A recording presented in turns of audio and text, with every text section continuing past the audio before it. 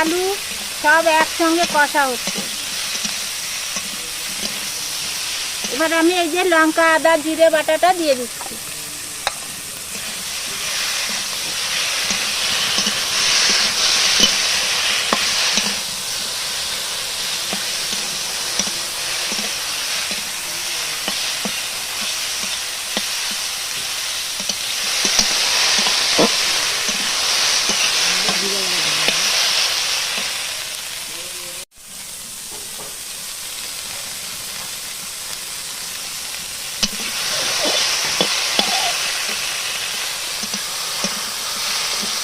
এই দেখো ডুমুর কষা হয়ে গেছে। এবার আমি জল দিয়ে দেবো ডুমুরের তরকারিতে।